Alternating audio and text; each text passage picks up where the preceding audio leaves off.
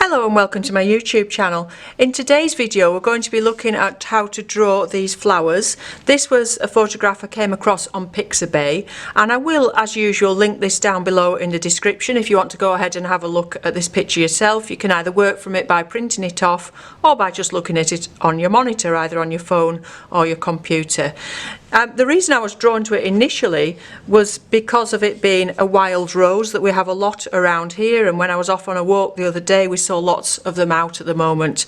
We're mid-June now, we've got lots of lovely wild flowers coming out and around us.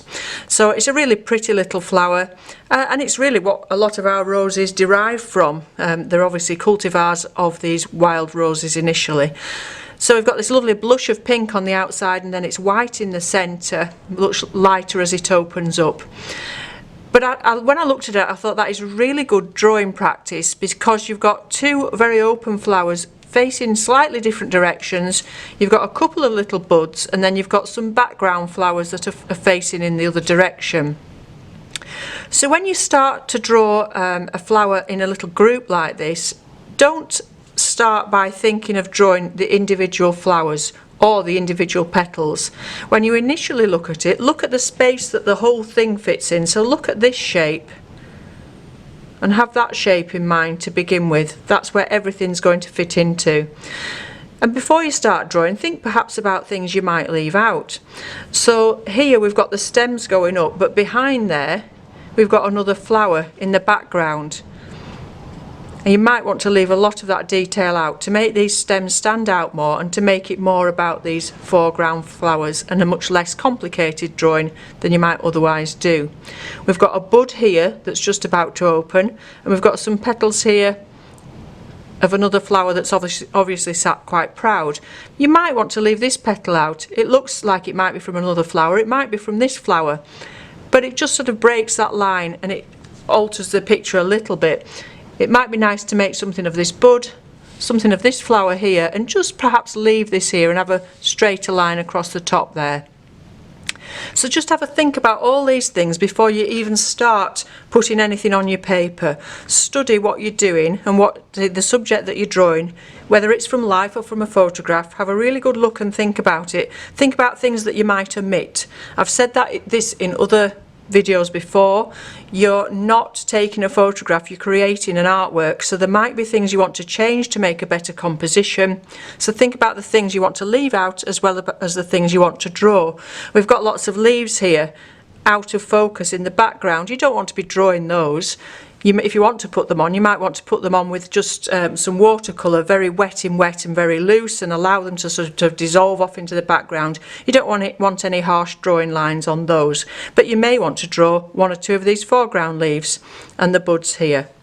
So how much detail you put into your drawing is, of course, entirely up to you. So like I said, to begin with, I'll just pop that in front of me. And to begin with, I'm going to do that shape. So across the bottom of the shape of the whole of the composition of these flowers, and how big you do it again and how much room you leave for those stems is entirely up to you. I want to make the flowers more of a thing than the stems. It's really quite a straight line across there, if you look at that. So that's that line there. And then it comes up a bit and across, and then down and round. And that doesn't have to be perfect, because we're going to be rubbing those guidelines out afterwards, but that's giving you an idea what that shape fits into, that you're doing the whole thing, and it'll make it a lot easier for you.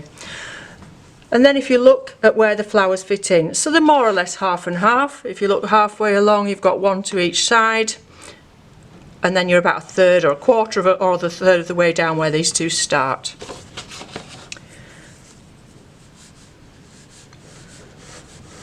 So make a nice big sweep of an ellipse for that one flower. Move your arm from the shoulder. I'm standing as I draw. And then move your body around and use your shoulder to make an ellipse in the other direction for this flower. So we've got the two central flowers there. And then think about the shape of this one here. Like I said, I'm going to flatten the top of that slightly and ignore those petals that come up here. You've got a bud coming here. You've got another bud here. We don't need to be drawing all the detail at this stage. We're just placing objects. We're just finding the space that they fit into. and then you've got this rather pretty bud here at the top, which is a very obvious sign that it's a rose, the way that that's opening, so that's nice to include that. Okay, so you've positioned the main components of your composition, but it doesn't look like anything. If you showed somebody this now, they wouldn't have a clue what you were drawing, but it's really going to help you to fit into that space. So think about it as a space, and think about the composition, the way that things are going to fit together. You think about your picture as a whole and not about individual tiny components that sometimes don't all gel together when you finish your drawing if you don't start with the bigger picture. So now we're going to put in the centre of these flowers. Again, I'm moving my body around and I'm using my whole arm to get that ellipse shape there. And then we'll look at the way the petals fit in. Some are I usually start with the ones that are lying on top. If you look at this flower here, it's got a little insect in the centre. I'm not going to draw that insect. I'm just leaving that out completely. So look at the little dip there. You've got each petal has a tiny little dip in there. And then we'll go up here with this one. I'll just do this first flower and whilst I'm talking, and then I'll carry on and do the others afterwards. And don't be frightened to break some of those earlier guidelines. You know, it might not be just coming exactly into that circle once you actually start and put the whole thing in. Now it's scooping up, so think about your flower as a little cup. The flower itself isn't flat, it's cupped around like that, so the petals are scooping around. So if you look at this petal here, you've got that lovely sweep up here. And then again it's breaking that line, because nature doesn't conform to lines. It's breaking that line of that circle, and then you see the outside, you see the back of this petal here as well as the front of it. And you can take much more time than I'm doing just to really look at where they're overlapping and where they're turning over, etc. We've got a little bit of an overlap on that bottom one. And then we've got one going in this direction. So at this point where I usually find I run out of room because I've made the earlier petals too big, but we're not fitting in too badly there. And then we've got one that comes way out of the back of that and breaks that line because it's obviously opened right up and it's moving back. And then we've got some up here. Again, that little dip in.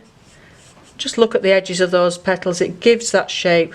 We've got one here, haven't we, that's distinctive of it being a wild rose. And then we've got one little one that's coming out of here and it's much rounder. Okay, so we need to do exactly the same thing on the others. Just look at where they're overlapping and where they're curling. This is particularly pretty here where you could see it really swooping out. And by putting some of these central lines in as well, and thinking about the direction that they're going, you're going to really get that swoopy feel of the way all these petals are cupping up. And don't worry too much about all these little details of the stems here. We can always put those in later on. At the moment you just want to position everything, get the petals right. So I'll go ahead now and carry on and do the rest of this pencil drawing, and I'll come back to you in a moment when I go over and put a little bit more detail in.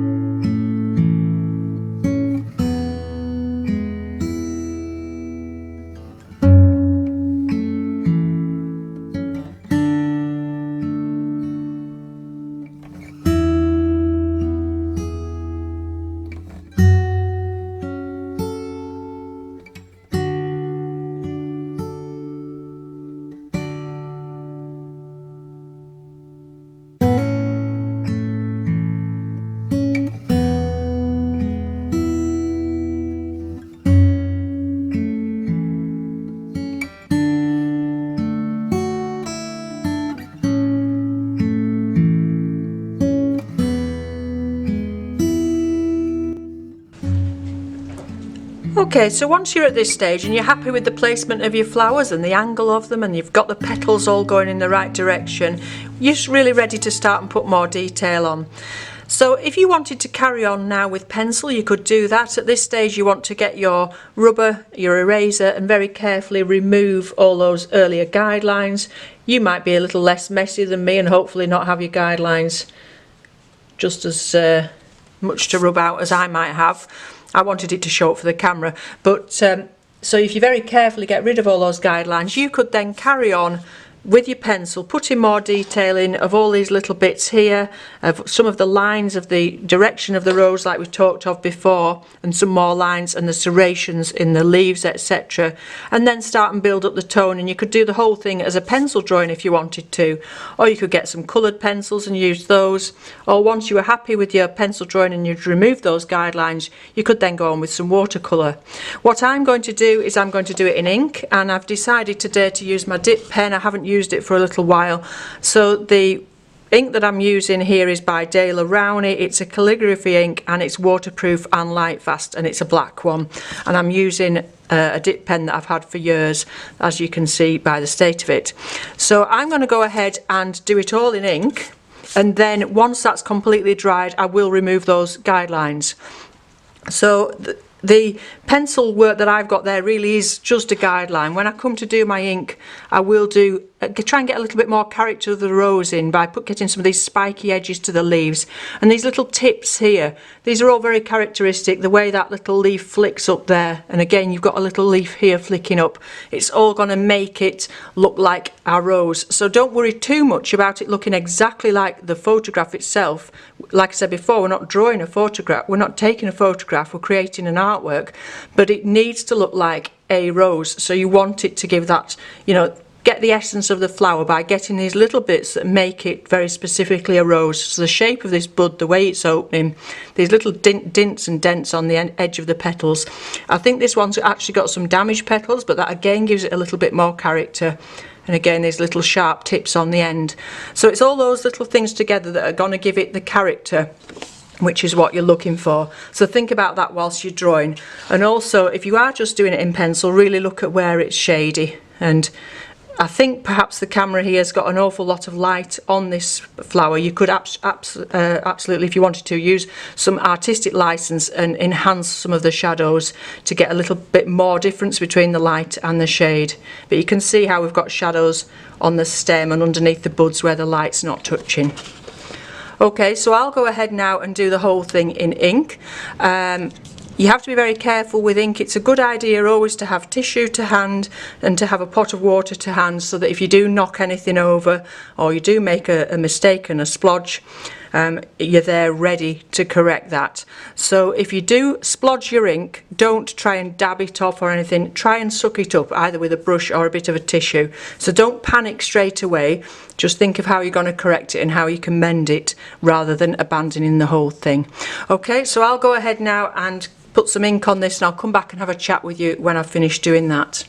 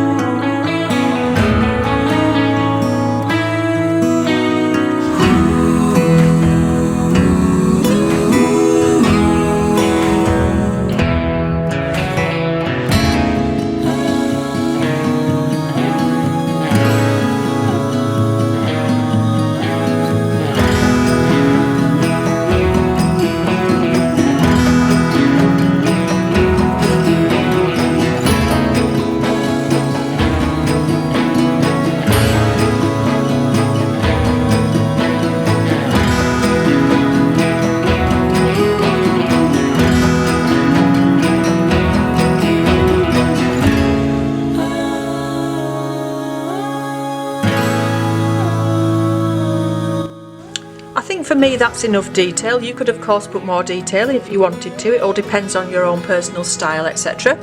The reason I really like using a dip pen is because you get a lot of variety in your line. So by that I mean we get some very slim, thin areas of line, and we get some thicker areas, and it gives the whole painting, the whole picture, much more character than when you use an ordinary pen that is just all the same width. So by varying the pressure on your pen, you can make it very interesting, and I allow it to sort of jiggle about the paper a little bit, if that makes sense, to get some broken lines and get some lines that have got a bit more character to them. So, but again, that is entirely up to you on your style. You might want to use just an ordinary pen and have it much more precise, much more illustrative, and take a bit more time than I have. Now, the other thing about using a dip pen is you get the ink coming out a little bit faster in places, so it will take longer to dry than an ordinary drawing pen. So just be aware of that. Don't go and start erasing your pencil lines or painting over it or anything until it is completely dry. It might be a good idea to leave it over lunch or leave it even till the next day, so that you're absolutely sure it's dry before you come in and erase those lines, because it's very easy to smudge it with your eraser. So what I'm going to do now with this one is leave it to dry. Once it is completely dry, I will erase all the pencil lines, and at that stage I'll take some photographs of it, because you could always use it again. So if you take a photograph of it while it's still black and white, you can then upload it onto your computer. You could perhaps remove the background, and you can use it, you could alter it digitally, you could add colours to it digitally, or you could use it to trace and do another painting on another day and use different colours, etc. So it's a good idea to take a photograph of it at the drawing stage, so that if you do perhaps feel you're not happy with your painting afterwards, you can go back and use the same drawing again. So I won't go into all the technicalities of how to, get it onto Photoshop and all the rest of it and remove your background, because there's so many YouTube videos out there by people who are much more technical than me showing you how to do that. But do take that photograph of it at that stage, so you've got the option to use it again later. So I'm going to go away now and leave it to completely dry, and I'll come back to you afterwards when I've removed those pencil lines. I think you'll agree that looks different altogether now that we've got rid of all those pencil lines. Like I said earlier, just be very, very careful that that ink is completely dry before you start and remove those. I just missed one or two there. And I should have also said earlier that this is a mixed media pad, the one that I'm using, so I wasn't quite sure what I was going to do with this picture after I'd drawn it. It was more about the drawing really. I wanted to talk through that with you. So I did it on a mixed media pad, thinking I may put some colour on it afterwards. Of course, at this stage you could go on and use whatever you wanted to put some colour on. You might be just happy to keep it as a drawing, or you might want to use some watercolours on this. But I'm going to use some Brusho. So I'm not going to do any drawing at all, any painting at all. I'm just going to use my Brusho, and I'm just going to pop it on the top to add a dash of colour and leave the drawing to show through, because the drawing, I'm quite happy with this drawing as it is.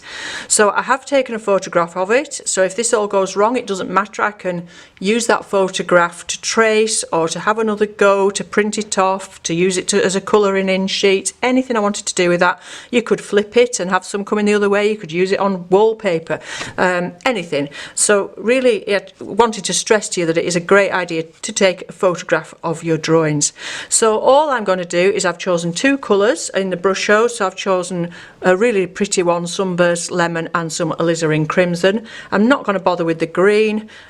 We could do a green background, but I'm not going to bother with that, and I'm not going to manipulate this at all. I'm not going to use a brush. I'm just going to drop it in and allow it to be a little splash of colour.